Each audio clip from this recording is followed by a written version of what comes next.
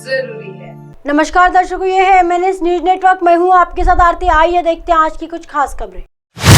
केरल कांग्रेस अध्यक्ष के सुधाकरन की गिरफ्तारी पर कांग्रेस बोली, पिनराई विजयन बेनकाब हो गए। केरल पुलिस की क्राइम ब्रांच ने शुक्रवार 23 जून को नकली एंटीक डीलर मोनसन माउकल से जुड़े कथित धोखाधड़ी मामले में प्रदेश कांग्रेस अध्यक्ष के सुधाकरन को गिरफ्तारी कर लिया। हालांकि सुधाकरन को अग्रिम जमानत के चलते रिहा कर दिया गया, लेकिन कांग्रेस ने इसको लेकर पलटवार किया। कांग्रेस ने कहा कि वो इससे डरने वाले नहीं है। इसका जवाब हम सत्ताधारी CPIM को जुडिशियल सिस्टम के जरिए देंगे।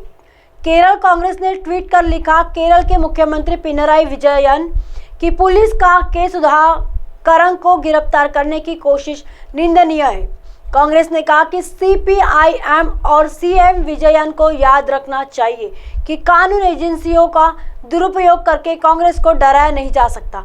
हम कठिन सवाल पूछना जारी रखेंगे और आपकी भ्रष्ट सरकार पर लगातार सवाल करेंगे।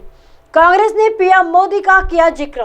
कांग्रेस ने कहा कि के सुधाकरन के साथ ऐसा करने से हमारी पार्टी पहले से अधिक मजबूत होगी। जनता आपको जवाब देंगी। पिनराई विजयन बेनकाब हो गए।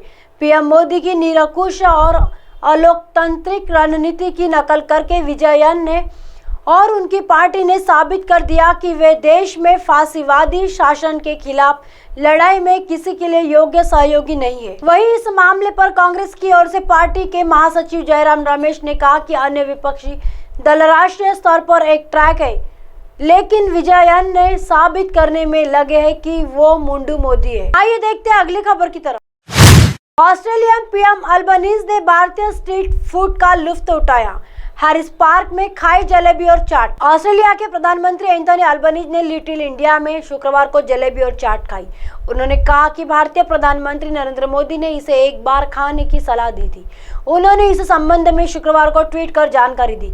PM मोदी की सलाह पर खाई चाट और जलेबी। ट्वीट में अल्बनीज ने कहा कि लिटिल इंडिया हैरिस पार्क में शुक्रवार की रात कमाल की रही। हमने प्रधानमंत्री नरेंद्र मोदी की ओर से दी गई सलाह पर चटकाज में चाट और जयपुर स्वीट में जलेबी खाई। यह कमाल का था। अल्बनीज ने भारतीय पकवान खाते हुए अपनी तस्वीर भी शेयर की। हाल ही में प्रधानमंत्री मोदी ने भारत में जापान के राजदूत हिरोशी सुजुकी की ओर से पुणे में भारतीय पकवान खाते हुए जारी वीडियो पर प्रतिक्रिया दी थी। वीडियो में हिरोशी और उनकी पत्नी पुणे के एक रेस्तरां में वड़ा पाव और मिसल पाव खाते नजर आ रहे।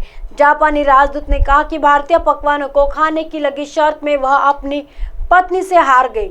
इस पर प्रतिक्रिया देते हुए मोदी ने ट्वीट कर कहा था कि यह ऐसी प्रतिक्रिया है जिसे हारने पर आपको कोई आपत्ति नहीं होगी। आपको भारत की पाक विविधता का आनंद लेते हुए और इतने अभिनव तरीके से प्रस्तुत करते हुए देखकर अच्छा लगा। आइए देखते हैं अगली खबर की तरफ।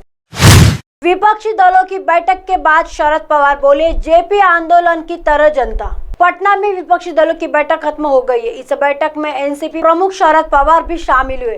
बैठक के बाद उन्होंने कहा कि JP आंदोलन की तरह हमारे संयुक्त मोर्चा को जनता का आशीर्वाद मिलेगा। कहीं आंदोलन की शुरुआत यहाँ से हुई है और देश ने स्वीकार किया कि 2024 में हम सब मिलकर चुनाव लड़ेंगे। आपसी मतभेद भुलाकर हम आगे बढ़ेंगे। आज की स्थिति में नीतीश कुमार ने जो बैठक बुलाई, यहाँ जो बातें तय हो गई, आखिरी चीजें शिमला में तय हो जाएंगी।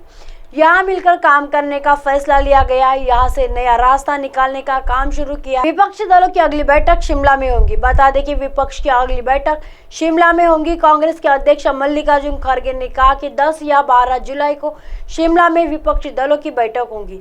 बैठक में क्या बोले शरद पवार? वही बैठक में भी शरद पवार ने एकता पर जोर दिया। उन्होंने महाराष्ट्र का उदाहरण दिया और कहा कि उद्धव ठाकरे और हम पिछले 25 सालों से एक दूसरे के खिलाफ चुनाव लड़े, लेकिन सब कुछ भूलकर हम साथ आए। सूत्रों के मुताबिक शरद पवार और उद्धव ठाकरे ने राहुल गांधी से की अपील कि वो दिल्ली में अध्यादेश के मुद्दे पर अरविंद केजरीवाल का समर्थन करें। क्या बोले उद्धव ठाकरे? वही शिवसेना UBT के अध्यक्ष और महाराष्ट्र के पूर्व CM उद्धव ठाकरे ने कहा कि देश की एकता अखंडता बनाए रखने के लिए हम एक साथ आए हैं। इसके आगे हमारे प्रजातंत्र पर आघात करेगा, उसका सब मिलकर विरोध करेंगे। जो भी देश में तानाशाही लाना चाहेगा उसके खिलाफ हम एक साथ रहेंगे। शुरुआत अच्छी रही है, हमारी विचारधारा अलग हो सकती है लेकिन देश एक है। बैठक में कौन कौन से दल शामिल हुए? इस बैठक में आप JMM DMK, CPI, CPM, CPI, MLA, TMC, NCP, Shivsena, UBT, JDU, RJD, PDP, national Congress और समाजवादी पार्टी के नेता शामिल हुए। अब आप हमारे चैनल को आपके मोबाइल पर भी देख सकते हैं। मोबाइल ऐप पर देखने के लिए प्ले स्टोर से MNS news TV app download करें। इंस्टॉलिंग ट्विटर, हाईकुक, फेसबुक और कई सोशल मीडिया के प्लेटफॉर्म पर हमारा चैनल उपलब्ध है।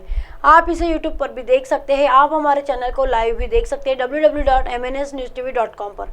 फिलहाल वक्त चला दर्शकों ब्रेक का। ब्रेक से लौटने के बाद देखिएगा देश और दुनिया की तमाम खबरें। बने रहिए MNS न्यूज पर। नमस्कार।